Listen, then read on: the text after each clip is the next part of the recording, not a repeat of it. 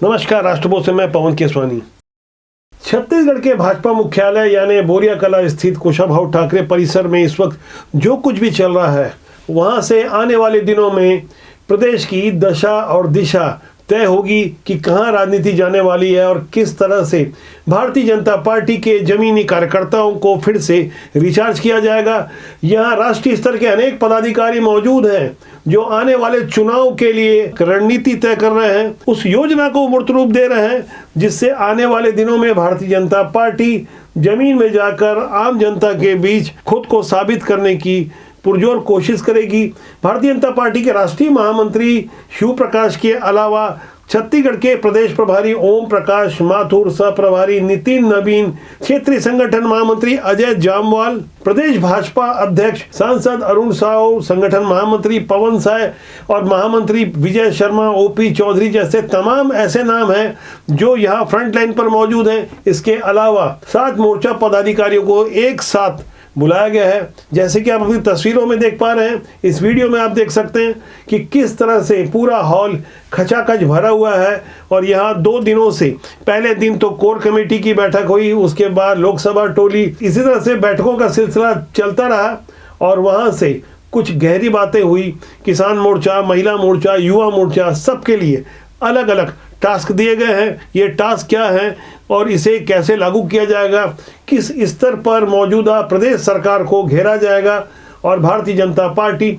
अपनी रीति नीति को किस ढंग से लागू कर सकती है। जो गलतियां पिछले बार हुई थी, जो ओवर कॉन्फिडेंस था 15 साल की सत्ता के बाद, भारतीय जनता पार्टी को जहां से बुरी तरह पराजय के बाद बेदखल होना पड़ा था, उन सारी गलतियों से सबक लेकर इस वक्त पूरा ध्यान, पूरा फोकस उस माइक्रो मैनेजमेंट पर है, उस आंदोलन पर है और साथ में कुछ नई तैयारियों पर भी है। यहाँ गौर करने वाली बात यह है कि भारतीय जनता पार्टी ने कुछ नए प्रकोष्ठ बनाए हैं, जिसमें एक प्रकोष्ठ है आरटीआई प्रकोष्ठ। पहली बार इस प्रकोष्ठ को बनाया गया है। इस सूचना के अधिकार प्रकोष्ठ के माध्यम से प्रदेश भर के 253 मामलों की जानकारियां जुटाई गई है, जिसे लेकर दावा किया जा रहा है कि ये जो 253 जानकारियां हैं वो विभिन्न स्कैम से जुड़ी है, घोटालों से जुड़ी है, भ्रष्टाचार से जुड़ी है।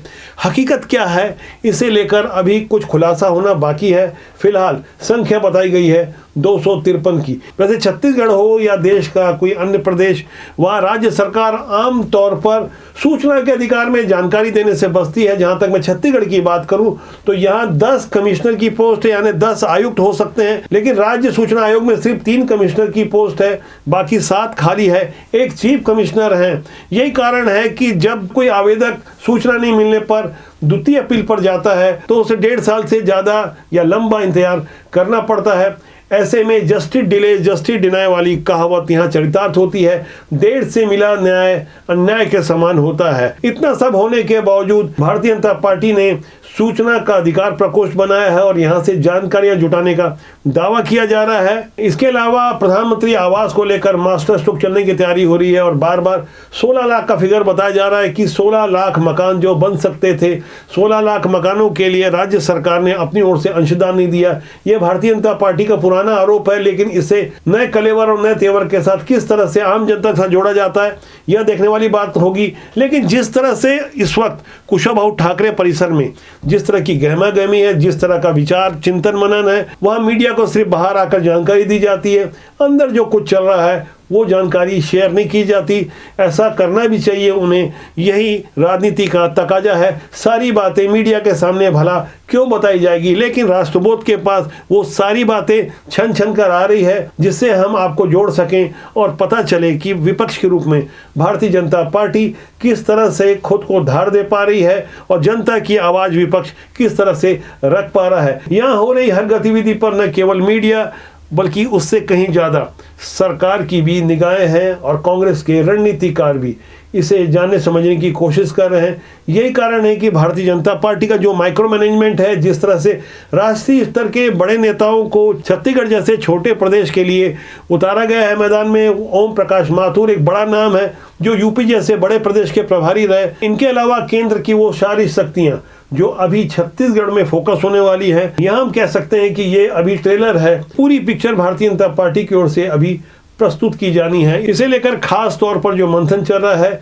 जो बातचीत चल रही है, जो समझने और समझाने की कोशिश हो रही है, वहाँ बात फिलहाल एक तरफा हो रही है। यानी मंच में बैठे हुए नेता अपनी नीतियों को समझाने की कोशिश कर रहे हैं, और इतनी बड़ी संख्या में जब 7 प्रकोष्ठ के पदाधिकारी प्रदेश भर से आएंगे तो जाहिर तौर पर 1 to 1 बात हो पाना तो संभव नहीं है, और ऐसा हो भी रहा है। यहाँ सिर्फ टास्क दिए जा रहे हैं और रिचार्ज करने की कोशिश हो रही है। यहाँ सबसे बड़ी चुनौती है कि 15 साल की सत्ता के अंतिम 5 साल के दौरान जो कुछ भी हुआ उसकी मायूसी का दर्द अभी तक है। जिस तरह से पूर्ववर्ती रमन सरकार ने जमीनी कार्यकर्ताओं के साथ अच्छा व्यवहार नहीं किया, उसे लेकर शिकवा शिकायत का दौर लगभग समाप्त हो चुका है। लेकिन जब नए सिरे से काम करना हो तब वहां अनुषंगिक संगठनों को भी शामिल किया जाना आवश्यक है। लोकसभा की तर्ज पर भारतीय जनता पार्टी की जो तैयारी चल रही है वह इतने व्यापक स्तर पर है कि उसे एक दायरे में समेटना मुश्किल है। लेकिन राज्य सरकार बार बार पूर्ववर्ती रमन सरकार और खास करके डॉक्टर रमन सिंह के ऊपर जिस तरह के हमले कर रही है, वहां से भारतीय जनता पार्टी का असहज होना स्वाभाविक है। सीएम भूपेश बघेल का एक ताजा बयान सामने आया है और उन्होंने एक बार फिर डॉक्टर रमन सिंह पर हमला बोला है। डॉक्टर रमन सिंह पर जब जब कांग्रेस की ओर से हमला बोला जाता है तो वहां यह दिखाने की कोशिश होती है कि छत्तीसगढ़ की संस्कृति और अस्मिता से जुड़ा एक मुख्यमंत्री पुराने वाले मुख्यमंत्री पर जब हमला करता है तो वहाँ स्वाभाविक रूप से जनता का ध्यान जाता है। खासकर ग्रामीण मतदाताओं को यह बताने की कोशिश होती है कि छत्तीसगढ़ की संस्कृति के करीब कौन था। हालांकि भारतीय जनता पार्टी बार बार यह स्पष्ट कर चुकी कि इस बार चुनाव किसी चेहरे पर पार्टी नहीं लड़ेगी। बावजूद इसके कांग्रेस की ओर से यह जताने की कोशिश होती है कि डॉक्टर रमन सिंह ही अभी सबसे बड़ा चेहरा है। यह कांग्रेस की एक अलग रणनीति है और भारतीय जनता पार्टी इससे बार बार बचने की कोशिश करती है। सीएम भूपेश बघेल ने डॉक्टर रमन सिंह के ऊपर जो ताजा हमला किया, 15 सेकंड का वो बयान आप सुनिए। रमन सिंह जी अब आंकड़े भूलते जा रहे हैं। जो उन्होंने 58% लागू किया था वो बोलते हैं 56%। तो विधानसभा में क्यों नहीं बोले जबकि उसको बोलने का मौका मिला था? तब वहाँ समर्थन किए, अब बाहर में विरोध कर रहे हैं। इसका मतलब ये है कि भारतीय जनता पार्टी आरक्षण नहीं चाहती। छत्तीसगढ़ भारतीय जनता पार्टी के केंद्रीय नेतृत्व के लिए कितना ज्यादा अहम है, इसका अंदाजा तो आप इसी बात से लगा सकते हैं कि राष्ट्रीय अध्यक्ष जेपी नड्डा आने वाली 11 फरवरी को एक बार फिर जगदलपुर आ रहे हैं। वो यहाँ बूथ स्तर के, शक्ति केंद्र स्तर के कार्यकर्ताओं से मिलेंगे, जैसा रायपुर में उन्होंने पिछले दिनों किया था। इस बार का उनका जगदलपुर प्रवास कई मायनों में काफी महत्व रखता है, क्योंकि छत्तीसगढ़ की राजनीति के लिए दावा किया जाता है कि रायपुर की सत्ता बस्तर से चलकर आती है। बस्तर में भारतीय जनता पार्टी के पास कोई विधायक नहीं है। इस संभाग की 12 में से 12 की सीटें इस वक्त कांग्रेस के पास है। यहाँ भारतीय जनता पार्टी ने जाति आधारित समीकरणों को ध्यान में रखते हुए विशेषकर ओबीसी मतदाताओं के लिए कुछ खास स्ट्रेटेजी तैयार की है। पिछले विधानसभा चुनाव में साहू समाज को 14 टिकटें दी गई थी, भले ही उसमें एक ही प्रत्याशी विजय हो पाया।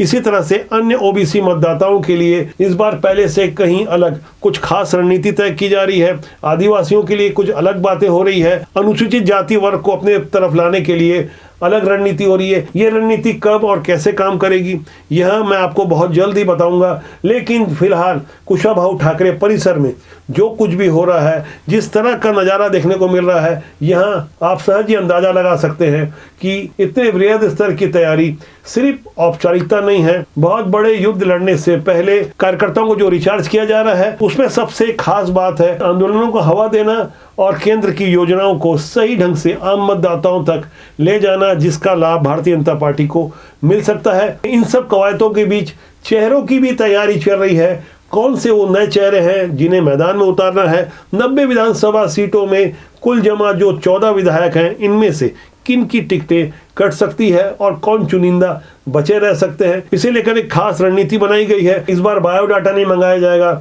सिफारिशें नहीं चलेगी। जैसा कि पीएम नरेंद्र मोदी 15 मार्च 2022 को संसदीय बोर्ड की बैठक में कह चुके हैं कि परिवारवाद के कारण किसी की टिकट कटेगी और यह टिकट कटना अगर पाप है तो इसका पापी मैं खुद होऊंगा। इतनी साफ सुथरी और दो टूक घोषणा के बाद छत्तीसगढ़ के कई बड़े नेता सहमे हुए हैं। वो तैयारी कर रहे हैं कि आने वाली विरासत को कैसे बचाया जाए, उनके बारे में भी मैं बहुत जल्दी खुलासा करूंगा। फिलहाल बदली हुई राजनीतिक फिजा में भारतीय जनता पार्टी का यह बदलाव क्या गुल खिला सकता है, इस बारे में अपनी राय जरूर दीजिएगा कमेंट सेक्शन में जाकर। राजबोध आपका अपना जनमंच है। हम राजनीति की सुचिता के लिए अच्छे लोगों से आग्रह करते हैं कि वे राजनीति में जरूर आएं, जिससे समाज और देश का भला हो सके। अब तक ये धारणा बना दी गई कि राजनीति में अच्छे लोग नहीं आते, पुराने पावरफुल या जिनकी पारिवारिक पृष्ठभूमि होती है वही राजनीति में अपना स्थान बनाते हैं। इस मिथक को तोड़ना होगा। यदि आप राष्ट्र निर्माण में अपना योगदान देना चाहते हैं तो राजनीति इसका एक सशक्त माध्यम हो सकता है। आज विश्लेषण की कड़ी में इतना ही। बहुत जल्दी मैं किसी और विषय को लेकर जल्द आपसे मिलूंगा। नमस्कार।